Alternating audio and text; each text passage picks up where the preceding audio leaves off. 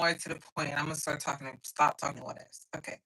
So one thing about millennials is I don't think people mostly remember is that millennials come from a generation of hip hop. Like they grew up when hip hop was the most popular, right? And so because millennials grew up where hip hop was the most popular, a lot of millennials got stereotyped. They're like the first people to get stereotyped post racism. You know, I feel like a lot of times in like the 60s, 70s, 80s, people were still very much racist and willing to admit that they were racist. I'm not terribly sure what happened, honestly, but by the 90s, for some reason, I think it was hip hop because everybody was listening to hip hop. Everyone had like a common interest to talk about. I could be wrong. It might not be hip hop, but I don't. That's what I'm gonna say for now. Um, and so everyone had a common interest to talk about. So then people couldn't stop being racist because everyone liked hip hop. You know what I'm saying? Everyone was like started to understand black culture and started to find something they could relate to in black culture more and more and more. Like from like the set 50s to the 80s, they were black people, the famous black people were about civil rights, talking about civil rights or talking about assimilation. But the 90s, when hip hop became a thing, I mean, shout out to like I think like 70s disc jockeys, I think you might if you really want to go to the roots of the this, but I'm just saying hip hop, people were actually talking about black culture. We were talking about the culture in general, and then people started to learn more about black culture.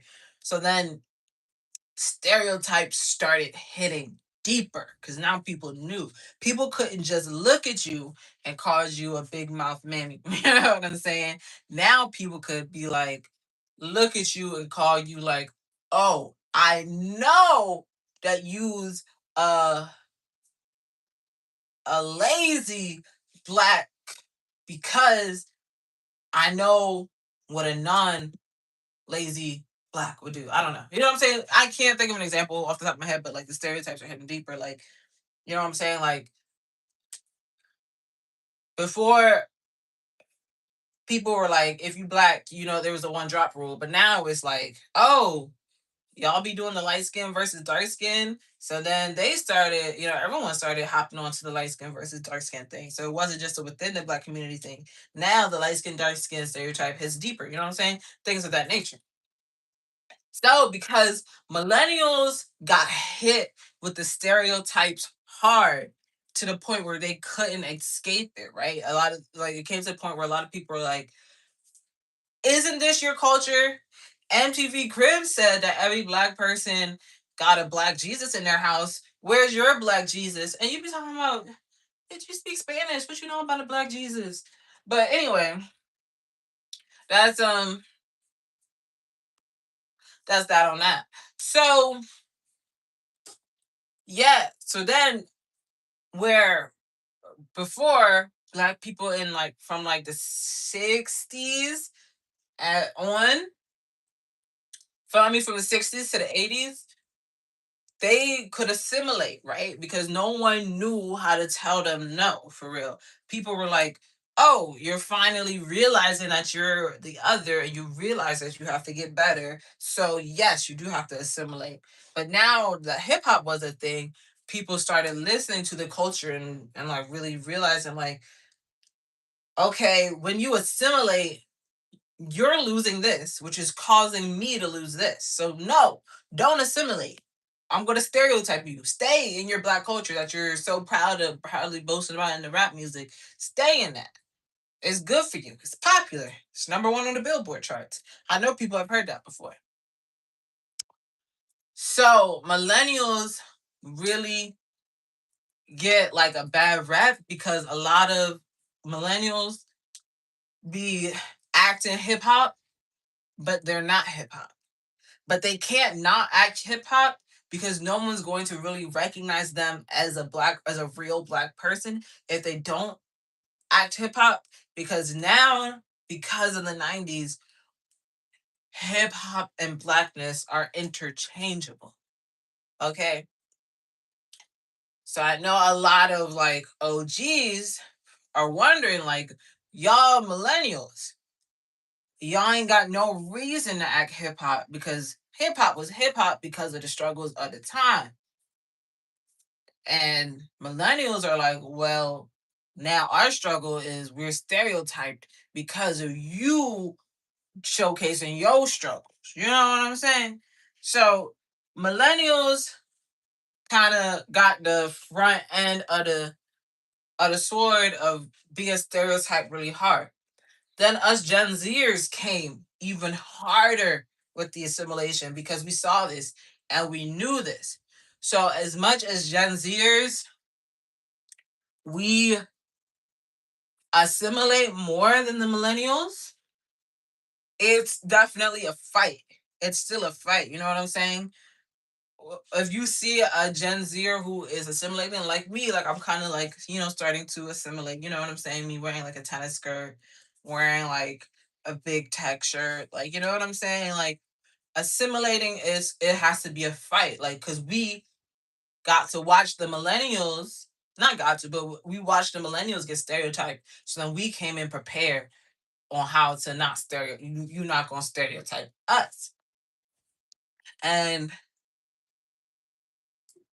what Gen Z is like, instead of stereotyping, we have our own bubbles. So it's like you stick to your bubble, so you don't burst my bubble. If you burst my bubble, it's gonna be trouble. For millennials, the bubble was stereotypes. For us, it's not necessarily just it's not just a racial stereotype. For us, instead of us falling into the hip hop stereotype, we just fall into any stereotype that suits us. Okay, and that's why, and I think that's sort of the privilege point of Gen Z over millennials. But anyway, on a more personal note, because I know that all millennials can't really escape the hip hop stereotype, they all do their certain kind of different things to fight the stereotype. So some people perpetuate the stereotype, but perpetuate it incorrectly on purpose, because that way the stereotype is going to fall on its own. Other people remix the stereotype. So they're like, yeah, all Black people are lazy, but what if laziness is just efficiency?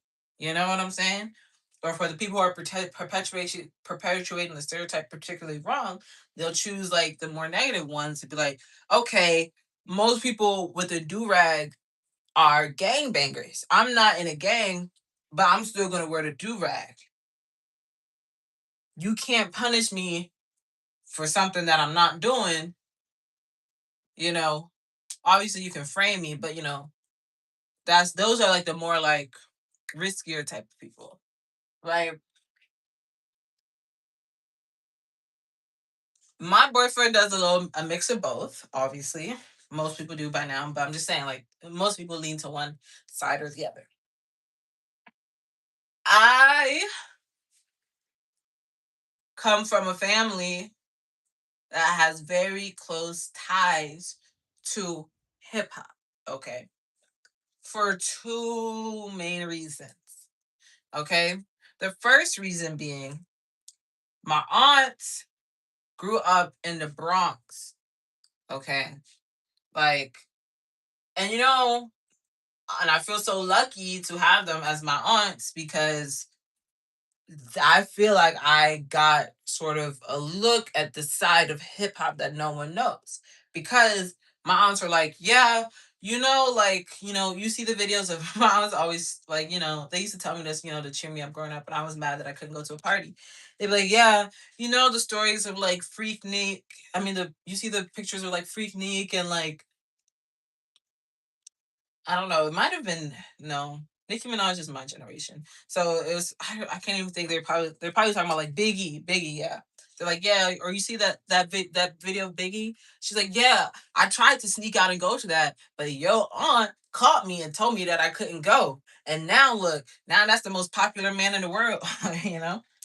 Obviously barring the fact bar because we don't like to talk about violence at the dinner table, but that's a conversation I will have with my aunts. So I feel like a lot of people don't really put two and two together as much as like, yeah, Biggie and them were popular artists, have people in the streets. They were also the more like I don't want to call them like goody two shoes, but the more like the people who didn't participate. There's the people who who didn't go to the block parties. Like when people think about the '90s and stuff, they think about the block parties. But I'm like, I feel privileged because I know my aunts are one of the people who didn't go to the block parties. So what about the black culture that didn't go to the block parties, that didn't party with Biggie? What about them? You know what I'm saying? Most people don't think about it like that. But yeah, like my aunt is like, no, like I remember that specific music video that Biggie shot. It was like it was like not too far from our house, and I almost snuck out, but your aunt caught me, and I couldn't go see Biggie. Like that was like the joke. And the second reason is the family that's not from New York. We're from the dirty South. Hip hop has a lot of roots in the South. So when it comes, my millennial boyfriend, on the other hand, is ethnically international. So ethnically, he's not American. So when he's even though he's like fighting these stereotypes, he's knowledgeable of these stereotypes because, like I said, these stereotypes. There was no way for him not to be knowledgeable about these stereotypes because of what happens to the millennials, right? He knows he's familiar with these stereotypes, but he still that hasn't grown up around the culture. So a lot of ways in which he's trying to fill the gap, he doesn't have the proper, I guess, evidence or proof or experience. But the more we talk, I feel like the more he learns about Black American culture. Even though if you talk to him or you saw him, you would be surprised a little to know that he. But that's what I'm saying. You wouldn't probably notice that he doesn't know stuff about Black culture, but I noticed because, like I said, oh, and the third reason is a lot of the women in my family went to HBCUs. So like Black culture is like ingrained in me like very deeply. So a lot of the things that he does, it's like to me, they're surface level. And to him, he's like searching. I don't want to say he's searching, but you know what I'm saying? The stereotypes have been following him his entire life. So he's like, the more knowledge he has, the more prepared he can be to address these stereotypes. And I have a lot of the knowledge. So yeah, and I feel like I'm nervous about talking to his friends if we get to that point because a lot of them probably have like a lot of negative feelings towards Black culture, which was ingrained in me very heavily, um, because they got subject to all these stereotypes. But just because the culture was ingrained in me, and this is something that a millennial is going to be like flabbergasted to hear, just because the culture is ingrained in me didn't mean for me that I was subject to those stereotypes. And I credit that to the attitude of my generation, to the attitude of Gen Z. Okay. Because Gen Z was very careful to not, as a generation, we recognize that as a generation, if we all agreed on the same things, then there was no way for them to stereotype us further than us telling us where we come from, not who we need to be. You know? Millennials, obviously, as like I said, were on the front lines. Yeah. That's what I'm stressed about today because I feel like right now that's what him and I are kind of fighting about because he's like right now even me like rocking this like Google shirt like for a lot of millennials they might have the same t-shirt but they'd be like it has too many bad memories so they wouldn't like be able to like lounge in it comfortably be on YouTube live chat and like everything's peachy but as Gen Z we refuse to not chat like everything's peachy because that's one of the stereotypes that we're fighting. You know, that's the way we chose to fight it. You know, so it's like we Gen Z is very much we will like right now. I'm dressed up in a stereotype of like computer science female nerd, right? Because if you're gonna stereotype me, let me show you how. If you're gonna stereotype my blackness, stereotype me as a nerd, okay? Millennials didn't get to choose, you know?